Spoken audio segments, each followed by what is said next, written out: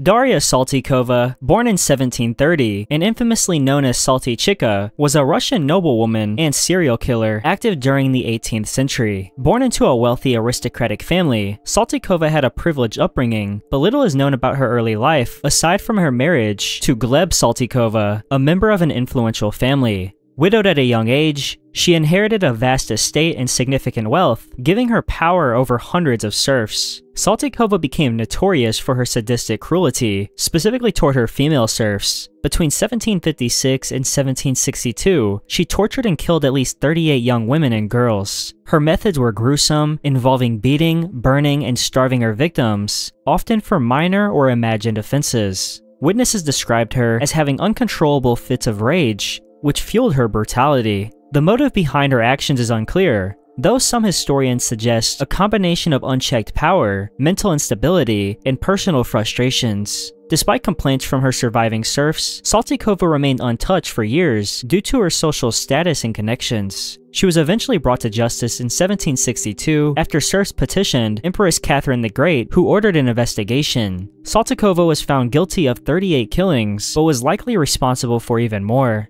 She was stripped of her noble status and publicly humiliated before being sentenced to life imprisonment. Initially confined to a monastery dungeon in Moscow, she spent decades in darkness before being transferred to less severe confinement. Saltykova died in 1801 at 71 years old. Marie Delphine LaLaurie, born in 1787, was a wealthy New Orleans socialite and serial killer whose horrifying acts of cruelty have made her one of history's most infamous figures. Born in New Orleans to a prominent Creole family, LaLaurie enjoyed a privileged upbringing. She married 3 times, her final husband being Dr. Leonard Louis LaLaurie, and together, they owned a mansion on Royal Street that became the site of her atrocities. LaLaurie was very charming and respected in society, but she had secret sadistic tendencies, as she brutally tortured and abused the enslaved people in her household. Reports of her cruelty became widely known in 1834 when a fire broke out in her mansion, exposing the horrors within.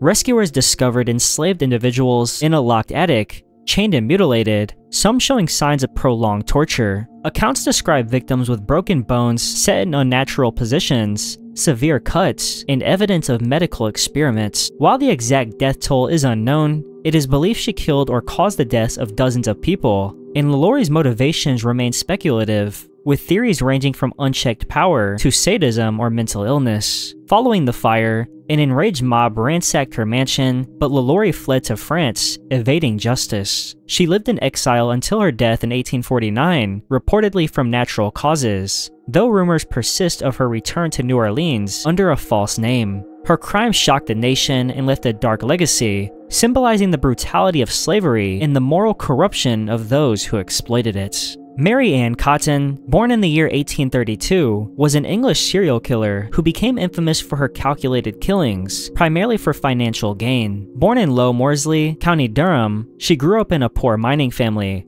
Her father died in a mining accident when she was young, and this early loss may have shaped her ruthless outlook on life. Mary Ann worked as a nurse and eventually married, beginning a pattern of relationships marked by mysterious deaths. Over the course of 2 decades, Cotton killed at least 21 people, including her husbands, lovers, children, and stepchildren. She used arsenic, which was readily available at the time, often disguising it as a gastric illness. Her victims typically fell ill with symptoms such as vomiting, diarrhea, and abdominal pain before succumbing. Cotton's primary motive was financial, as she profited from life insurance policies and inheritance after her victims' deaths.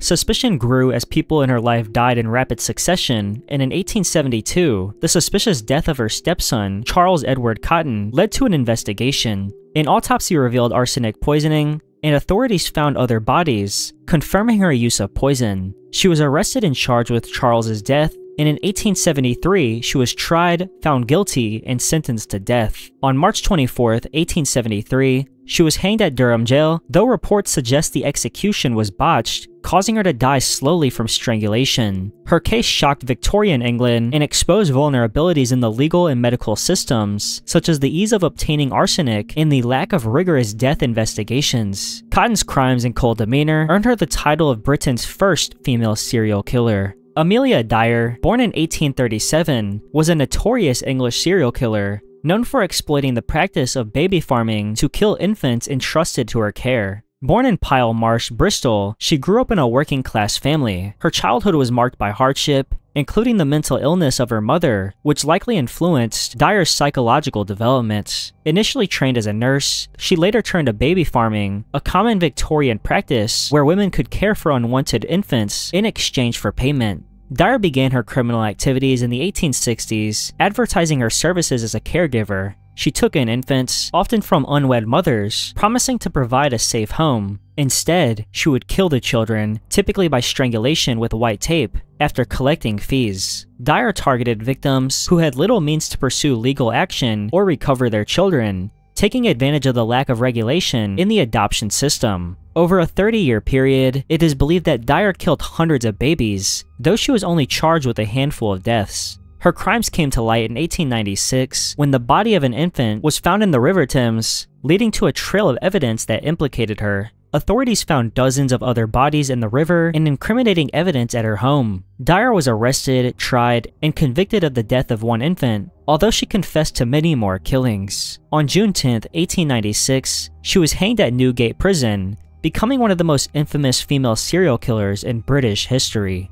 Maria Katharina Swanenburg, nicknamed Good Mie, was a Dutch serial killer responsible for the deaths of at least 27 people through poisoning. Born on September 9, 1839, in Leiden, Netherlands, Swanenburg grew up in a working-class family and was known in her community as a caretaker for the sick and elderly. Her nickname reflected her outward reputation as a helpful and charitable woman, though her true nature was far more sinister. Swanenburg began poisoning her victims in 1880, primarily targeting her family members, neighbors, and clients for financial gain. She used arsenic, mixing it into food or drink, which caused slow and agonizing deaths. Her goal was to collect insurance payouts or inheritance, and over a period of years, she poisoned over 100 people, with 27 of them dying, while others suffered debilitating illnesses. Her crimes came to light in December 1883 when the deaths of several people in rapid succession raised suspicions. An investigation revealed that many of her victims had consumed food or drink provided by Swanenburg, and authorities arrested her, with subsequent autopsies confirmed arsenic poisoning. In 1885, Swanenburg was tried and convicted for 3 killings, though she was suspected for many more. She was sentenced to life imprisonment as the death penalty was not implemented in her case, and she served her sentence in a correctional facility located in Gouda, where she remained until her death on April 11, 1915. Jane Toppan, born in 1854 as Honora Kelly, was an American serial killer and nurse who confessed to killing at least 31 people. Born in Boston, Massachusetts, Toppan's early life was marked by tragedy. Her mother died of tuberculosis whenever she was young, and her father,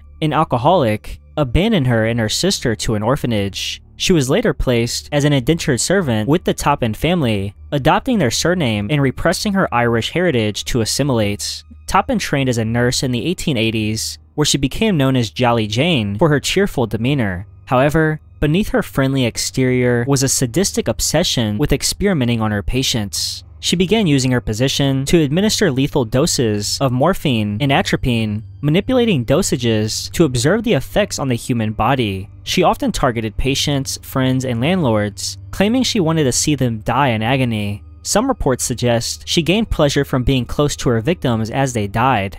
Toppan's spree lasted for years, with her victims ranging from the elderly to entire families, including her foster sister. She was initially caught in 1901 after the suspicious deaths of the Davis family, which led to an investigation and an autopsy revealing poisoning. At her trial, Toppan was declared not guilty by reason of insanity and committed to the Taunton State Hospital for the rest of her life. She reportedly confessed to 31 killings, but claimed she wanted to kill more people than anyone else. Jane Toppan died in the asylum in 1938 at the age of 84. Belle Gunness was a Norwegian-American serial killer who killed dozens of people, including her husbands, children, and suitors, for financial gain. Born on November 11, 1859, in Selbu, Norway, she grew up in poverty and reportedly suffered abuse. Seeking a better life, she immigrated to the United States in 1881 and settled in Chicago. Gunness began her killing spree in the 1890s after marrying Mads Sorensen. The couple opened a candy store, which mysteriously burned down, and they collected insurance money, with Sorensen later dying under suspicious circumstances on the day 2 life insurance policies overlapped. His death was attributed to heart failure, allowing Gunness to collect a large payout. After moving to La Porte, Indiana, Gunness purchased a farm where she continued her crimes. She advertised in newspapers, seeking wealthy male suitors, promising marriage. Once they arrived, she would rob and kill them, often burying their bodies on her property. Gunness likely killed her own children as well, claiming their lives in house fires or illnesses to collect insurance money. She was suspected of using poison, blunt force, and dismemberment to kill her victims. Authorities estimate she may have killed between 25 and 40 people, and her crimes were discovered in 1908 after a fire destroyed her farmhouse. Investigators found several bodies on her property, including those of her suitors and children. A headless female corpse was believed to be Gunness, but his identity remains unknown. Gunness's fate is a mysterious one, as many believe she faked her death and escaped, and this case remains unsolved, with her cunning nature and brutality making her one of history's most notorious female serial killers. Belle Gunness is remembered as a manipulative and ruthless predator who exploited trust for profit. Dagmar Overbye was a Danish serial killer who killed infants entrusted to her care. Born on April 23, 1887, in Assendrup, Denmark, she grew up in a poor royal family. Little is known about her childhood, but she reportedly experienced neglect and had a troubled upbringing. As an adult, Overbye became a babysitter, taking in infants born to unwed mothers. Between 1913 and 1920, Overbye killed at least 9 children, though she may have killed up to 25. She preyed on the vulnerability of desperate mothers, promising to care for their babies or arrange adoptions in exchange for payouts. Instead, she killed the infants, either by strangulation, drowning, or burning their bodies in her stove. She often disposed of the remains to conceal her crimes, which went undetected for years. Overbye was eventually caught in 1920 when a mother, who had given her baby to Overbye, became suspicious and contacted the authorities. During the investigation, police uncovered evidence linking her to multiple infant deaths. Her trial in 1921 shocked Denmark, as the public grappled with the extent of her atrocities. She was convicted of 9 killings and sentenced to death, though her sentence was later commuted to life imprisonment. Dagmar Overbye died in prison on May 6, 1929, and her case led to significant reforms in Denmark's child welfare system, including stricter regulations on babysitters and adoption practices. Leonardo Cianciulli, infamously known as the soap maker of Correggio, was an Italian serial killer whose gruesome killings shocked the nation. She was born on April 18, 1894, in Montella, Italy, into a troubled household. Cianciulli reportedly endured abuse from her mother and suffered lifelong mental health struggles, exacerbated by personal tragedies, including multiple miscarriages and the deaths of several children. She became deeply superstitious, consulting fortune tellers and believing in occult practices to protect her surviving family. Between 1939 and 1940, Cianciulli killed 3 women in Correggio in what she claimed were human sacrifices to safeguard her son, who was set to enlist in the army during World War II. She lured her victims, who were lonely women seeking help with personal matters, into her home by promising assistance. After gaining their trust, she killed them using an axe, then dismembered their bodies. Cianciulli would then use the remains of her victims to make soap and tea cakes, and she allegedly boiled their body parts using caustic soda, crafting bars of soap, which she distributed to neighbors, and also baked blood in the cakes, which she consumed herself and shared with others. Cianciulli was caught when the sister of her final victim reported her suspicions to the police, and during her trial in 1946, she admitted to the killings in extreme detail, showing absolutely no remorse. She was convicted of her crimes and sentenced to 30 years in prison, with 3 years being in a criminal asylum. Leonardo Cianciulli died in 1970 of a cerebral hemorrhage while in custody. Miyuki Ishikawa was a Japanese midwife and serial killer responsible for the deaths of an estimated 103 infants in post-World War II Japan. Born in 1897 in Miyazaki Prefecture, little is known about her early life and upbringing, though she pursued a career as a midwife. Ishikawa's crimes took place in the 1940s, a period of economic hardship and overpopulation in Japan, which led to widespread poverty. While working at the Kotobuki Maternity Hospital in Tokyo, Ishikawa began targeting infants born to impoverished families who could not afford to care for their children. Instead of assisting the parents or arranging proper care, she deliberately neglected the newborns, allowing them to die from malnutrition or abandonment. She justified her actions as a form of mercy, claiming it was better for the children to die than to live in poverty. Ishikawa's crimes were motivated not only by her skewed sense of morality, but also by greed. She demanded payments from the parents for her services, and with the help of accomplices, including her husband and a doctor who falsified death certificates, she concealed her actions. Her crimes came to light in 1948 when 2 infant corpses were discovered, leading to an investigation that uncovered the full scale of her atrocities. Ishikawa was arrested and initially sentenced to just 8 years in prison, later reduced to 4 on appeal, which was a shockingly lenient punishment given the number of victims. This case, known as the Kotobuki Sannin incident, sparked public outrage and led to reforms in Japan's child welfare and adoption systems. Ishikawa's eventual fate and death date remain unknown, but her legacy is a reminder of how economic despair and systemic failures can lead to horrific crimes. Nanny Das, nicknamed the Giggling Granny, was an American serial killer responsible for the deaths of at least 11 people over a span of decades. Born on November 4th, 1905, in Blue Mountain, Alabama, as Nancy Hazel, she endured a difficult childhood. Her father was abusive and controlling, forcing her to work on the family farm and denying her an education. A head injury from a train accident during her youth may have contributed to her later behavior. Doss married her first husband at 16, and her multiple relationships became a recurring theme in her life. Over the years, she poisoned 4 of her husbands, as well as her mother, sisters, grandson, and mother-in-law. She typically used arsenic or rat poison, lacing food or drinks to kill her victims. Doss's motivation was a mix of financial gain through insurance payouts and dissatisfaction with her relationships. She often fantasized about romance, inspired by magazines and novels, but grew resentful when reality failed to meet her expectations. Her killing spree spanned from the 1920s to 1954, when the suspicious death of her 5th husband, Samuel Doss, led to an autopsy revealing arsenic poisoning. Under interrogation, Nanny confessed with a cheerful demeanor,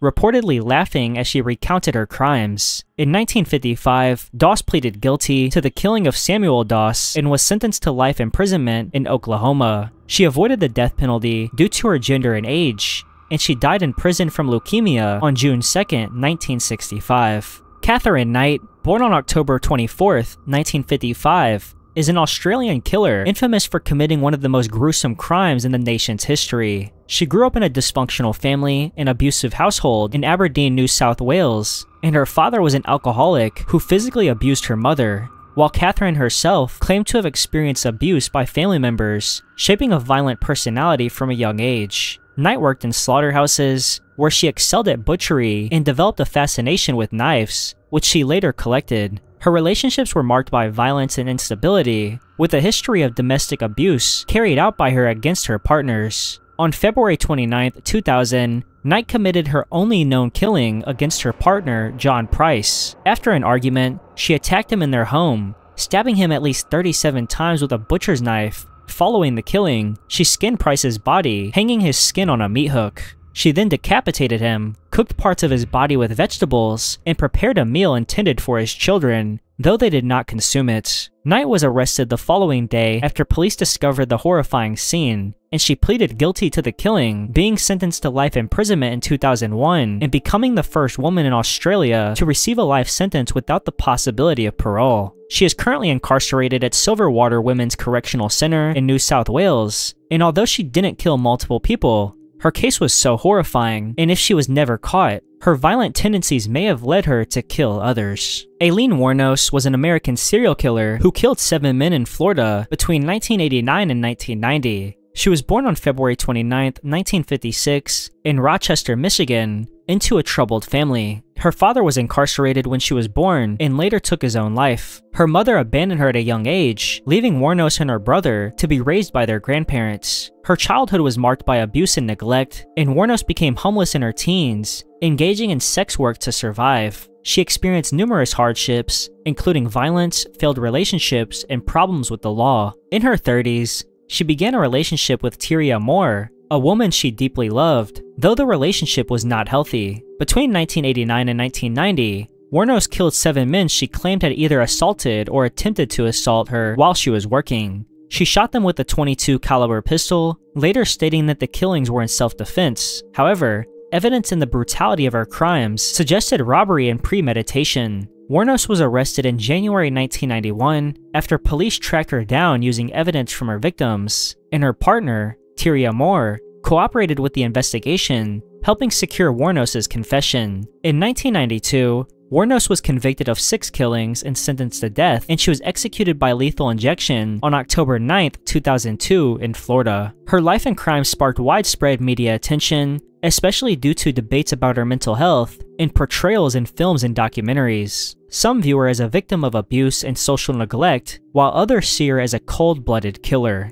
Juana Barraza, born on December 27, 1957, in Hidalgo, Mexico, is a convicted Mexican serial killer known as the Little Old Lady Killer. Her early life was marked by severe trauma, as her mother, an alcoholic, reportedly sold her to a man in exchange for alcohol when Barraza was just 12 years old. This man repeatedly abused her, leading to a deeply troubled upbringing. These experiences likely contributed to her hatred for older women, which later fueled her killing spree. Barraza worked as a professional wrestler and had a fascination with strength and power. Between the late 1990s and 2006, she targeted elderly women, posing as a government worker or offering assistance to gain entry into their homes. Once inside, she would strangle her victims with objects like telephone cords, scarves, or her bare hands. The pattern in Barraza's killings involved attacking vulnerable women living alone, and her motivation seemed rooted in her abusive past and a desire for control.